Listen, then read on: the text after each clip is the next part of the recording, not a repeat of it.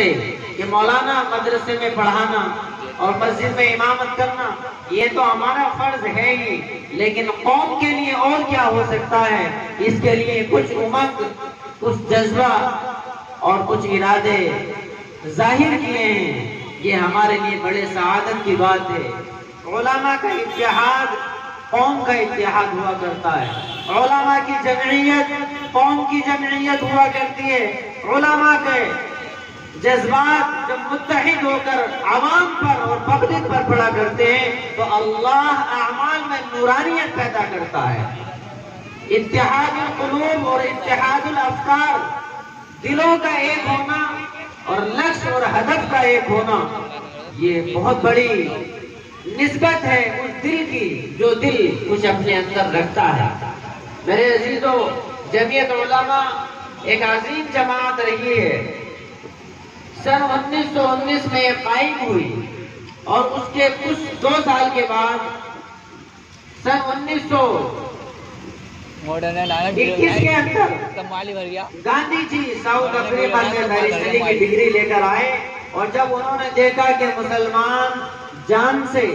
مسلمان مال سے، مسلمان اولاد سے، مسلمان جائیداد سے اس ملک سے اب انگریزوں کو بھگانے کا اور بھگانے کے لیے خون بہانے کا ارادہ کر چکا ہے، اور قتل کیا جائے کوئی پرواہ نہیں، عزت لوٹی جائے کوئی پرواہ نہیں، جان جاتی ہے تو، لیکن یہ ملک ہندوستان آزاد ہو جائے۔ جب ارادوں کے جوانی کو اور ارادوں کے جذبات کو گاندھی جی نے دیکھا تو انہوں نے کہا کہ ہمیں بھی کچھ نہ کچھ کرنا چاہیے۔ چنانچہ جمعیت علماء ہند کے فنڈ سے گاندھی جی کو پورے ملک کا دورہ کرایا اور پوری ہندو کمیونٹی کے اندر اس بات کا اناؤنس کرایا کہ دیکھو، اگر ہم نے مسلمانوں کا بھرپور ساتھ دے دیا تو یہ ملک آزاد ہو جائے گا، ایسٹ انڈیا کمپنی کا خاتمہ ہو جائے گا، انگریز کے چنگل سے نکل جائے گا۔ چنانچہ انہوں نے پورے ملک میں جا کر یہ بوام کے تحت یہ صدا دی، اور سن 1931 میں بالا کوٹ کے میدان میں پہلی جنگ ہوئی، اس میں بھی شکست ہو گئی۔ پھر تیاری کی تو ماحول بنتا گیا، 1942 آیا۔ 1942 میں جب ہندو اور مسلمان نے ایک تھالی میں کھانا کھایا ہے تب انگریز سمجھ گیا تھا اس ملک میں ہمارا رہنا دشوار ہے، یہاں رکنا ہمارا مشکل ہے۔ لیکن جمعیت علماء ہند کے اکابرین، وہ فائٹرز فریڈم، اور وہ قوم کے لیے لڑاکو ذہن رکھنے والے، اور وہ قوم کے لیے اپنے اندر جذبات نچھاور کرنے والے، اپنے قوم کی ہمدردی میں انگریز کو بھگانے کے لیے وہ لڑاکو جذبات جو ہمارے جمعیت علماء کے اکابرین نے پیش کی ہیں اس کی نظیر نہیں ملتی۔ چنانچہ تیاری کی گئی، پھر جو ہے آزادی کی آواز لگی، میرٹھ کے اندر، پنجاب کے اندر، مراد آباد کے اندر، سنبل کے اندر، اور ایسی صدا لگی کہ مراد آباد کے گل شہید سے لے کر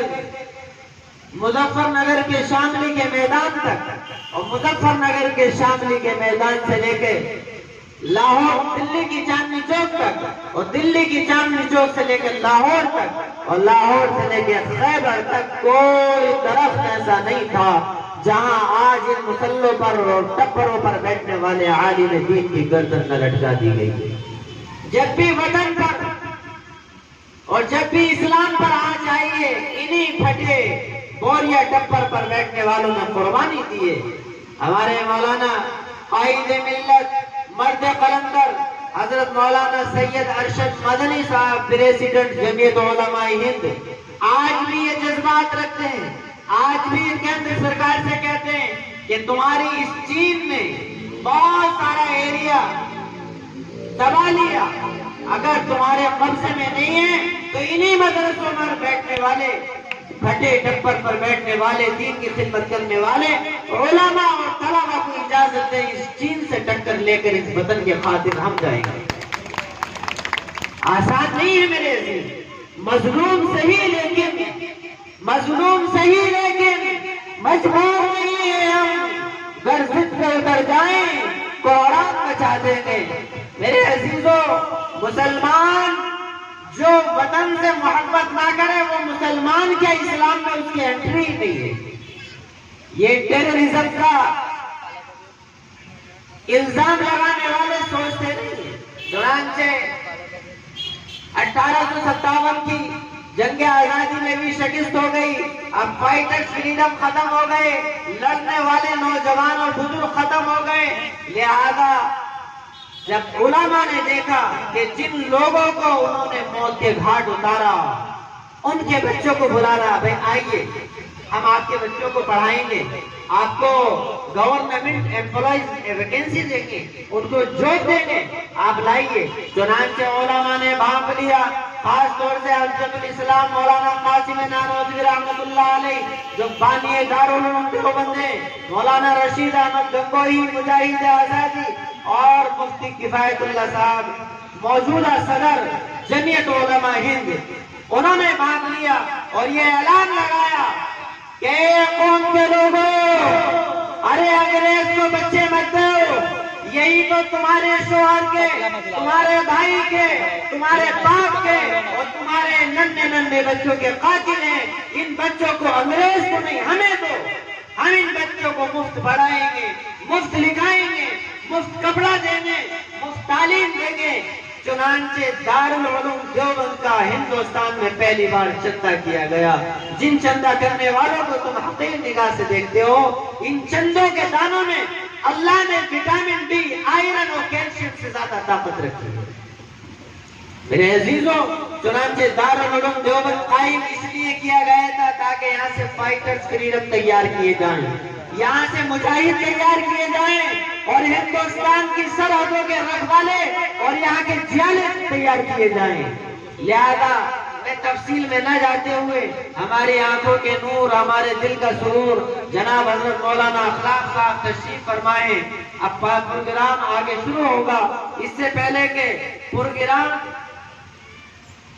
مستقل طریقے سے شروع کریں، پروگرام کی پہلی کڑی دیش ہت میں ایک نعت جناب قاری ابو بکر صاحب خادم مسجد آمنہ سے میں درخواست کروں گا کہ تشریف لائیں اور اپنا دیش کے اوپر پیارا سا ترانہ پیش فرمائیں۔ اس کے بعد بہار الاسلام صاحب ہمارے محترم، ان کے مختصر اظہار خیال ہوگا، اس کے بعد مولانا حضرت اخلاق صاحب کا بیان ہوگا۔ بس پروگرام بہت لمبا نہیں ہے انشاءاللہ، یہ جمعیت علماء کا تعارف تھا جو مختصر انداز میں رکھا ہے۔